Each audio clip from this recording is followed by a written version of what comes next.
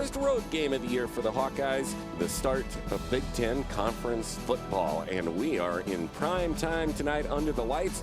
Iowa on the road to take on the 3-0 Rutgers Scarlet Knights. Hawks come in 2-1 with a defense that has only allowed 13 total points this year, among the nation's best.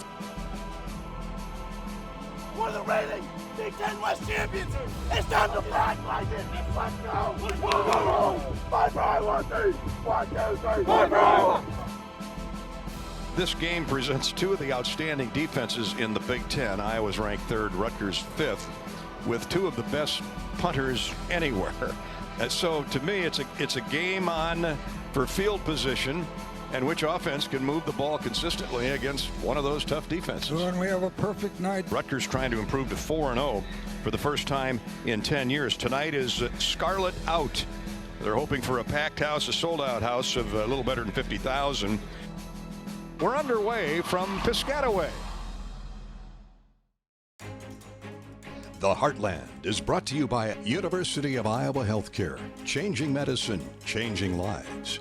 U.S. Cellular, the official wireless partner of the Iowa Hawkeyes.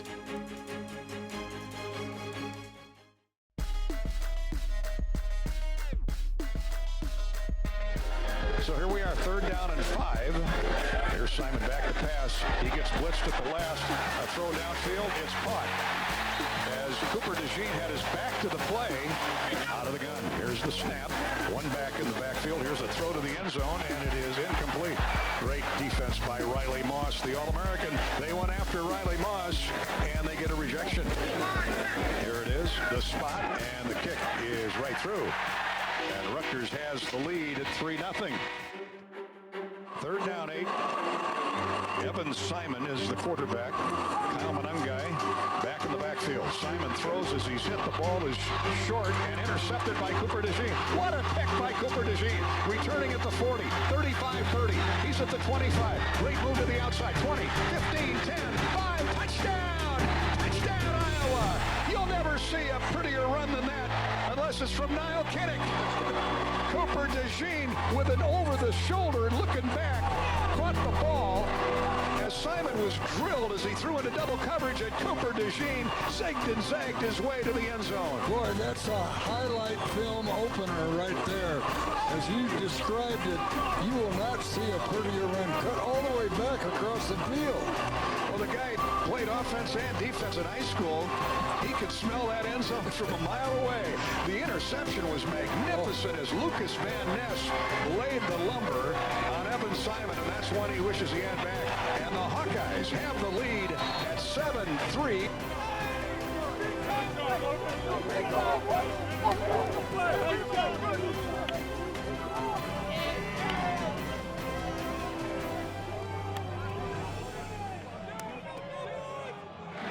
They flood 3 receivers to the wide side, single receiver to the top of the field, and 1 running back.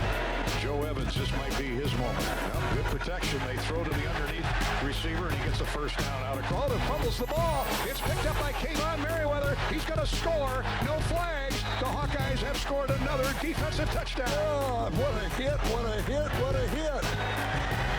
And let's see who got the sledgehammer mauling of the receiver. Sebastian Castro, we think, got the lick in. Yeah, I just saw the replay, Gary. Castro got his shoulder pad right on the ball. The Hawks have scored 2 defensive touchdowns. Joshua Youngblood on a crossing route.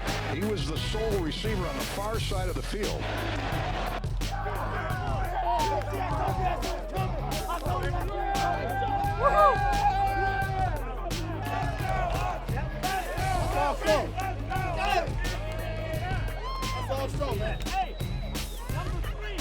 Gavin Williams comes in at the tailback. Brody Breck splits wide right. Petrus going the other way. He's got a fade pattern and a man open. Caught inside the 15. Sam Laporta lined up in single formation, wide left, ran straight down the field, and Petrus put a lot of air under that ball. Drew Stevens will try the field goal from the 15-yard line. It's a 25-yard attempt. They got the block rush coming. Here's the snap. The spot is down, and the kick is right through for Drew Stevens. The Hawkeyes lead at the break, 17-3.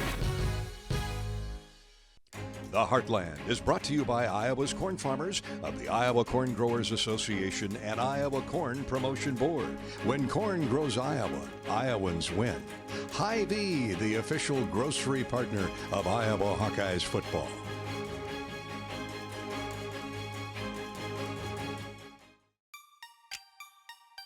Away we go. Second half underway. Iowa 17, Rutgers 3. Here comes LaShawn again. A stutter move, stop and go. First down. Bowls over a tackler, a would-be defender, and crosses the 40 to the 42. A gain of nearly 10 again. And feed that horse some more. Here he comes. Good blocking, and he's loose. He's at the second and third level into Rutgers territory. Down, caught from behind at the 37-yard line. Welcome back, LaShawn. He's running for his dad. It's been LaShawn Williams on 3 carries to start the second half. Hawks have that running game revved up. And here's a play fake to Gavin Williams. As Spencer rolls out left, has Laporta in wide open spaces. First down at the Rutgers 28-yard line. That's a gain of 12 on first down. When you can run the ball, everybody starts cheating up toward the line of scrimmage. Iowa 17 and Rutgers 3. Petra straight back. Throws, caught, 10-yard line. First down. Spun down inside the 10 is Luke Lachey. Could this be Luke's coming out party tonight? 2 catches and 2 big ones. The first one was for 17. Hawks want to punch this in right now. Here's LaShawn Williams on a cutback right to left. That's a touchdown, Iowa. Touchdown, LaShawn Williams. What an impressive drive to start the second half. Is that making a statement, or is that making a statement going into that locker room with some momentum and coming right out and driving it the length of the field? Pretty healthy looking Iowa offense here to start the second half as the Hawks firmly in control of this game. Only 5 minutes gone in the third period, but they're now about to go up 24-3.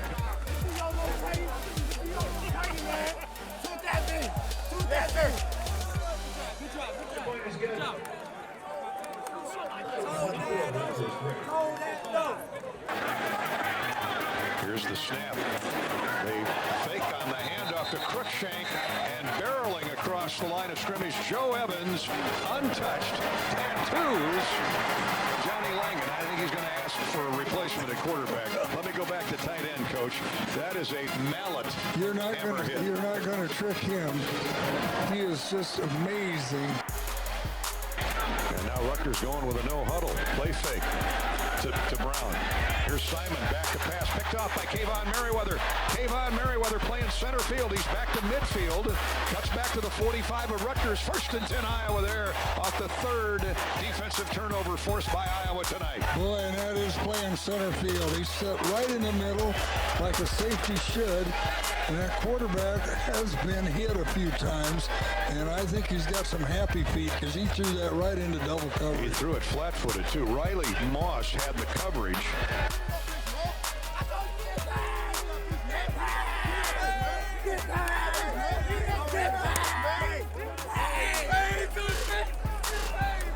Keep the clock moving.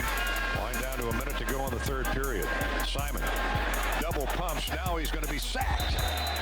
He tried to run away from pressure after he double pumped and then put it away, and he was brought down by Lucas Van Ness. Another sack for Van Ness. Laporta goes in motion. Petras turns, hands off, big hole. First down, running is Gavin Williams.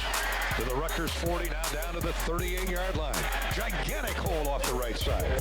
This will be a 51-yard field goal for Drew Stevens. They're sending everybody. Here it comes. The spot, the kick is long enough. It is good.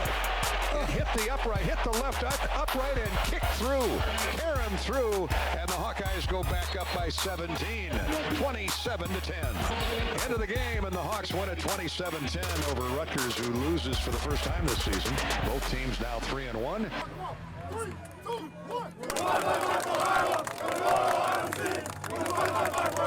The walls and Raptors, we go off. We're seriously here for Iowa. We're seriously here for God. We're fight for Iowa. The game is won.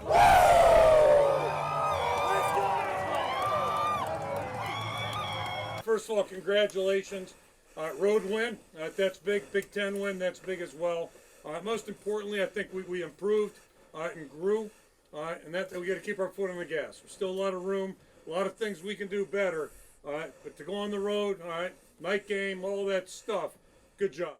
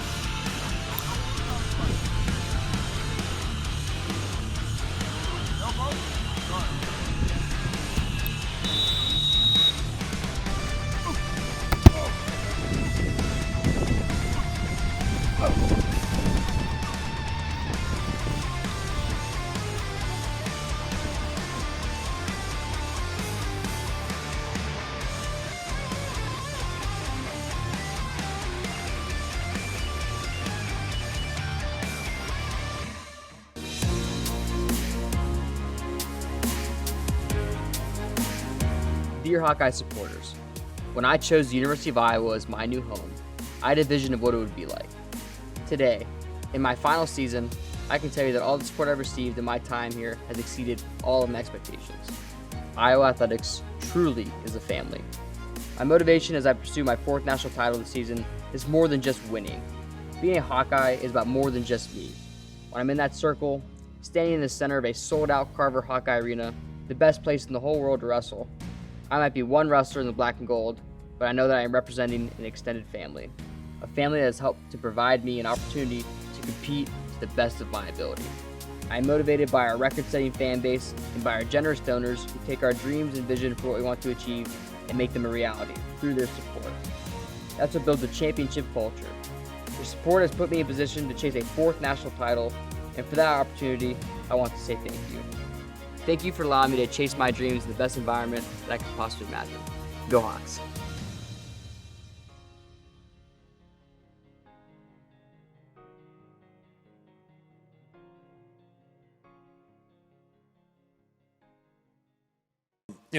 Just going back, it was great. As I said the other night, great to get a road victory, Big Ten win, first Big Ten win, and to do it on the road and at night, certainly a challenge all the time. So I think the biggest thing, we saw some growth in all 3 phases out there in the game, and pleased about that, certainly. I thought on special teams, kickoff coverage was a little bit better. Had a couple kickoff returns that looked decent, and good to see Drew Stevens on the field goal production. The run game was a little bit better the other night, probably the best it's been, and the defense came up with another really good effort. So all in all, just good team effort. Happy certainly for the 2 guys that were honored. Torrey Taylor, recognized by the Big Ten, as well as Kayvon. So both those guys had big nights, and good to see their efforts be recognized. Certainly with Michigan coming to town, we got a really tough challenge here. Traditionally, they've been one of the best teams in the conference, and you might as well just say best teams in the country as well. Had a really good year last year, and they've continued that play moving forward into this season, so they're off to a really good start. As always, just a very, very impressive team. They've got a lot of talent, all 3 phases, and certainly are well coached. It's going to take our best team effort to have a chance in this ball game. Speaking on Brody, even Nico and others, whether you threw to them or not against Rutgers, when you go back and look at the tape, did you see that they're maybe better conditioned, that they're running sharper routes? Did you see kind of like that growth in the receivers that you can utilize moving forward? Yeah. I think really with Nico specifically, the biggest thing with him is just getting back to full go, back to 100 or as close to 100% as he can, and I definitely think he took a step. He missed a good amount of time. He broke his foot, so it's kind of just getting him back into the rhythm of it. But he looked good, aside from that one where he slipped. He looked good on tape, and Same with Brody. They're all improving. They're all going to keep getting better each week. And, the trick is just pulling it all together. Yeah, but definitely some growth there. I think we've won the past six, 7 games when we've had a top 5 opponent in Kinnick Stadium. So I think, just the energy that I think we have as a team and the energy that the crowd brings, it hypes us up a lot. And then, a lot of teams can't really take that. I don't want to say can't really handle that, but that atmosphere is definitely different. If you're not experienced, if you're not under control, if you're kind of getting frizzled or frazzled a little bit, that might throw you off your game a lot. So I think if you come into Kinnick Stadium unprepared and unready for what's about to happen, then you'll definitely go down to die. I know I can tell you from offensive standpoint, looking at their defense, they're a really physical defense. We pride ourselves on being a physical offense, so it should be good to match up there. And then, yeah, like I said, I'm not really sure about their offense. Yeah, I mean, looking at last year, there's definitely some things that we could have changed in that game, and so I think we're just excited to show up this week and show those changes that we've made, and how we're just going to come out and compete to the best of our ability. They're going to make field position a challenge for us, and then they've got return guys that, if you're not really good in coverage, they can hurt you real fast. So it's kind of like that at every position, offensively, defensively. They're recruited really well. They're a big, strong, athletic team, and so if you're not on your game each and every play, big things can happen against you. And the games you referenced, our guys have had a good understanding of that, and they've had a good appreciation for that. So, can we close that gap between now and 11 o'clock? That's the challenge that we got. This has been a presentation from Learfield.